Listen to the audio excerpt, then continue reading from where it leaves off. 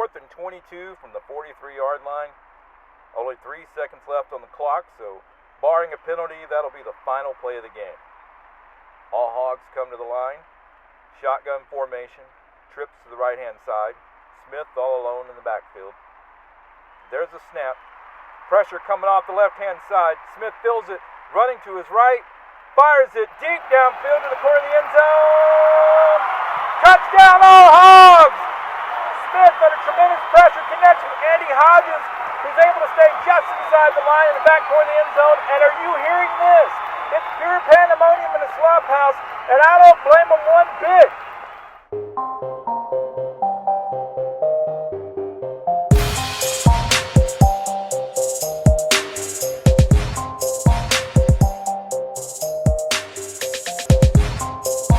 Good afternoon, everybody, and welcome to the humble All Hog Studios for episode number 2 of the SlopHouse. I'm your host, Kent Smith, and joining me today from up in Northwest Arkansas, please welcome the old gray hog himself, Mr. Andy Hodges. How's everything? Man, no, hold on. Don't ask me how everything's going. We couldn't start the show because Andy's got a Roomba running around the house. So the Roomba's done now? We good? Hey, I bought 2 Christmas presents for myself. Of course you did. I bought a Roomba and I bought a Sonic ice machine. And both of those have been absolutely the greatest Christmas presents I've ever given to myself. I mean, I'm single and I don't like vacuuming and all that other stuff. I'm not going to pay somebody I'm not going to pay $100-something a week for somebody to come in and vacuum. Roomba would pay for itself in a month. Now, I noticed in the show meeting, you've got a large Sonic cup there. So are you just filling it up with ice and pretending you went to Sonic? Okay, I'm a very good customer of Sonic, and I know the manager at the Sonic close to me here in Fayetteville, and she gives me the Sonic cups. And I go get one usually every day in the morning because I'm on the app, and that means I get happy hour prices, half price on all day long. So I go get one in the morning just to have a clean cup, but she gave me some extra cups in a plastic sleeve and lids and straws so that I can refill it like on days when they're closed and stuff like that. So, as I've told you for years, it's not about what you know, it's about who you know. Well, that's way bigger than knowing the AD. If you got the Sonic hookup, that's way more beneficial. Yeah, well, I know the AD too. He was sending me text messages last weekend over something I wrote. So not this past weekend, the weekend before. If I had known that Sonic Ice Maker was a thing, I would have definitely bought that for my wife for Christmas. She's Sonic? Oh, yeah. We grew up in small town Arkansas. It's only Sonic. Hey, the town we grew up in, Kent, they didn't get the Sonic till the second semester of my senior year in high school. Wow. Andy's so old, he's pre-Sonic. That's amazing. There was no pizza place. There was no Mexican food place. We had two restaurants that were open after 2:00 in the afternoon. All right, so let's get into stuff that we actually need to talk about. So I don't know if you saw this, but about 5 days ago, Wyoming put a help wanted ad for a quarterback. Not only did they put out a help wanted ad for a quarterback, their quarterback had not transferred out yet. He didn't leave until 3 days later. And apparently that went over so well, their main wide receiver, their main running back, they left town too. So my question to you is, if Sam Pittman had to put something in the wanted ads right now, if he wanted to go Wyoming on everybody, what would he be putting the help wanted ad out for? Defensive lineman. Defensive lineman. Yeah. And tight ends. Well, yeah, they've been fishing for tight ends for at least over a year now. I think they've tried everybody at tight end. Yeah. I mean, they moved Dominique Johnson out there.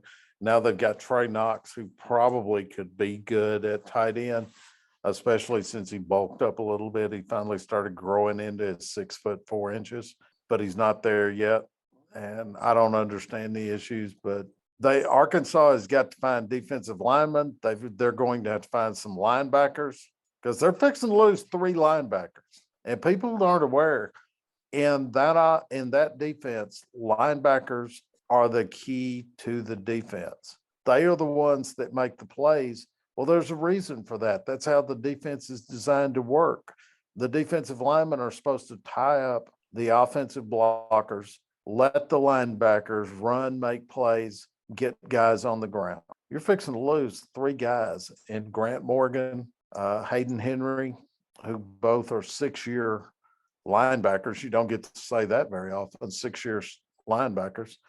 And Bumper Poole is probably gone as well. And he's been a starter all 4 years that he's been at Arkansas.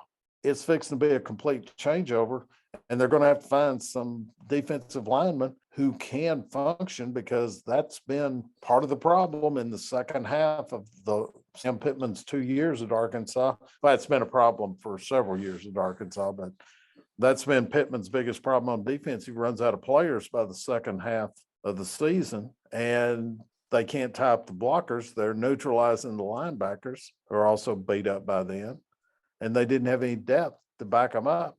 So they've got to go find some defensive linemen and linebackers, or next year is going to be interesting. You think about that. You got Bumper Pool has over 100 tackles the last. He almost had over 100 tackles 3 seasons in a row. He had 94 in 2019, 101 last year, 120 this year. Grant Morgan, if I remember right, he was around 111 last year. Once this bowl game's over, he's going to be over 100. Hayden Henry has had a ton of tackles this year.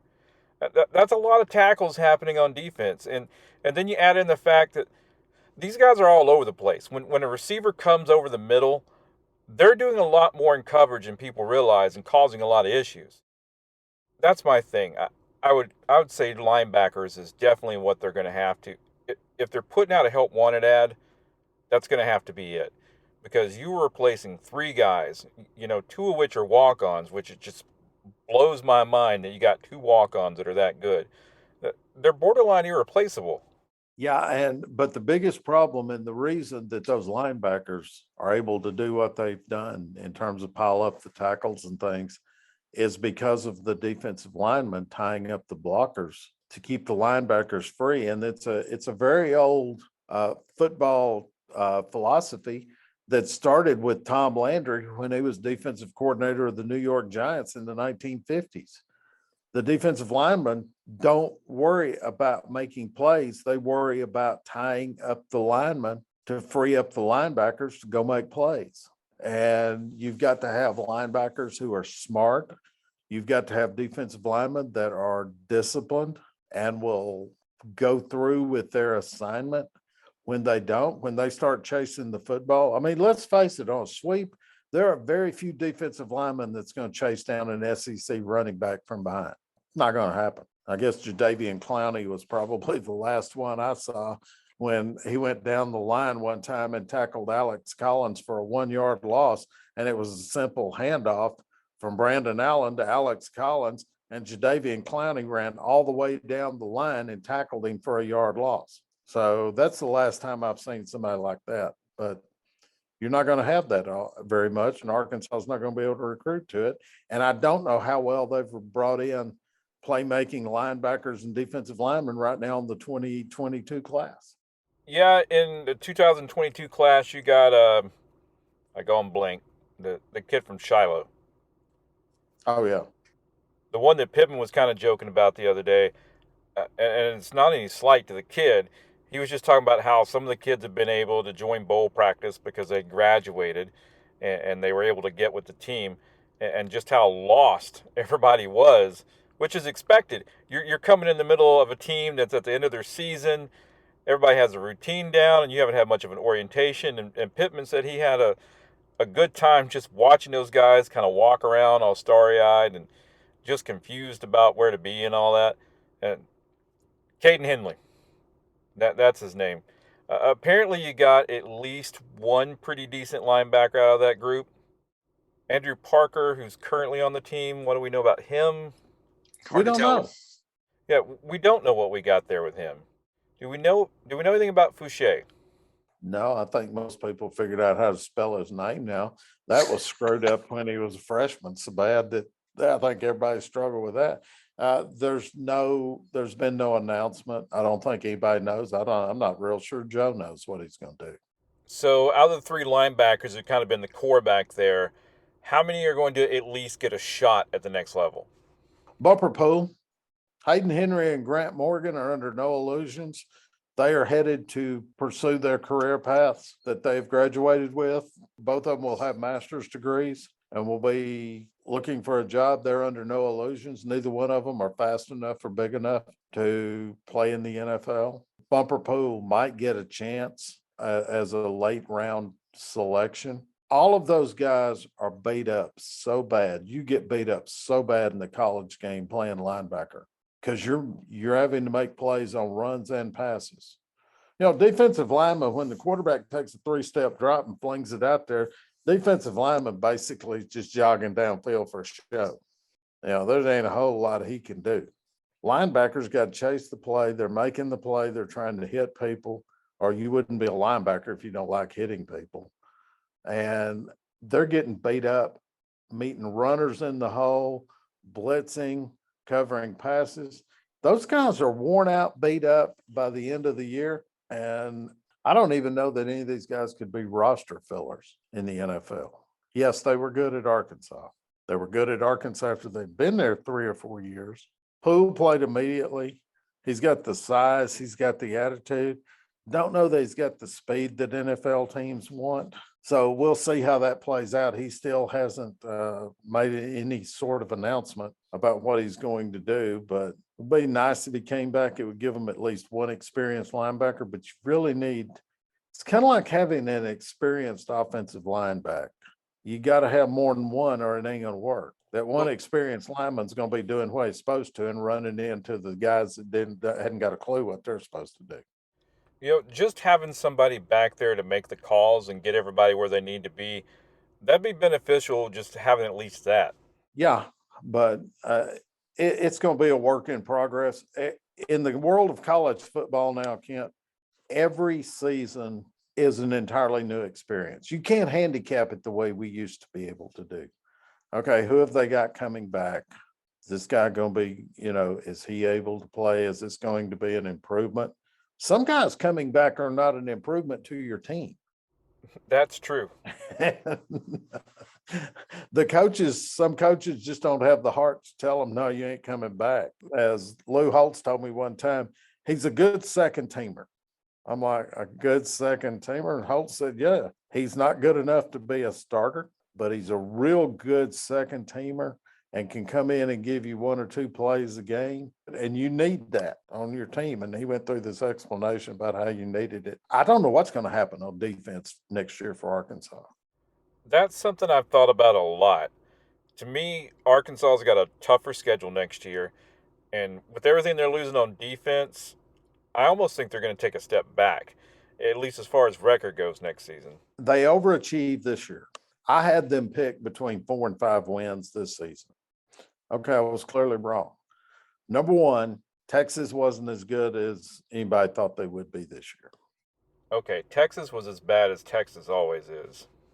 Texas A&M, Arkansas caught them at the perfect time of the schedule. The Aggies were having quarterback issues. They had just lost their starter, had Calzado just starting out. They caught him at the perfect time to be catching them. That's 2 wins right there I didn't have them getting. You know, I had the A&M game kind of 50-50. I didn't expect it to turn out the way it did. I thought it was going to take some kind of big turn of events type play, an interception run back or something like that to be able to win that game. But I didn't expect them to be kind of dominant. I did not expect them to beat LSU. Of course, who saw what happened at LSU coming back in August? I didn't. If you did, more power to you. I didn't see that coming. Arkansas beats Mississippi State because the kicker panics and starts stressing and overkicking the ball, or Mississippi State beats Arkansas in Fayetteville. Well, there's 4 games right there that could have gone differently. And you can say the Ole Miss game could have gone differently in Arkansas's favor. And I had that as a 50-50 game all the way from Jump Street. I had Mississippi State as a 50-50 game. I don't have it that way next year. I've got Mississippi State maybe 50-50, but Ole Miss, I don't see that being a 50-50 next year. Maybe the year after, you might have a shot depending on how things shake out at quarterback, but I just think you're going to have too much of an adjustment on the defensive side. You're braver than I am, even putting it, not having Ole Miss at 50-50. I don't know right now about next year. Tell me who's going to be there, who's not. Is Arkansas going to have a playmaker emerge at wide receiver? Right now, they don't have anybody to replace Traylon Burks. They're bringing in so many receivers. The odds are somebody's got to be able to break away and catch a ball. Well, they can catch some passes. That's not what I'm saying. They have to have a guy that can make the play. That's what separated Traylon. That's what separated Jarius Wright from the crowd. Everybody can catch a pass here and there. It's one thing to make the catch in the first quarter. Who can make that catch in the fourth quarter? Who can take a simple pass, make one guy miss, and take it to the house 80 yards? Well, that's what Traylon could do. He can make that one guy miss and give you the big play when you needed the big play. Well, keep an eye on, and I apologize if I say the kid's name wrong, Sam Umbake. Yeah, I'm never certain about his last name, but this is a kid who, when I watch his highlight film and I look at his build and I look at what he can do, he reminds me so much of Traylon Burks when he was in high school. And I don't want to put that on the kid, but there's a lot of potential there. And then also, you've got Hazelwood too. Surely he can be able to do something also next year. Hazelwood might be able to step in and replace him. The other kid coming in, he's going to need a year to get acclimated.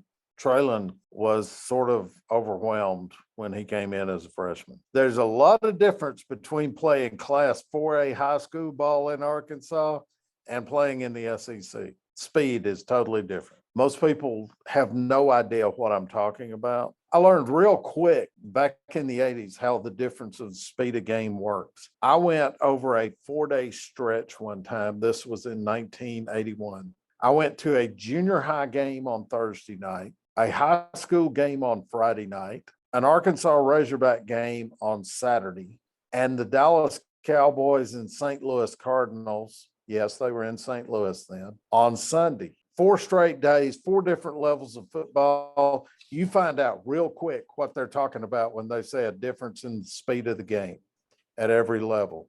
And it takes some acclimation. And when you see that down from the sidelines, up close and personal, over that short of a period of time, you really get to understand how truly different the speed of the game is and how it increases at every level. That's why you see so few rookies able to step into the National Football League and succeed immediately.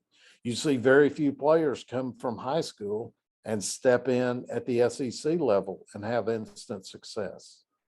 That's why you see high school kids. You don't see very many sophomores that set the world on fire after coming from the 9th grade. Everything is faster. The speed of the game is faster. People are bigger, faster, stronger, and it takes you a few weeks to adjust to it. Hazelwood for the Razorbacks, though, talking about the wide receiver situation, he shouldn't have that issue. He played at a high level at Oklahoma. He played in the college football playoff. He should be able to adapt a little better than some of the high school kids. That's my question about Isaiah Sataglia that's coming in for Arkansas from Fayetteville High School. And everybody's talking about, instant impact, instant impact.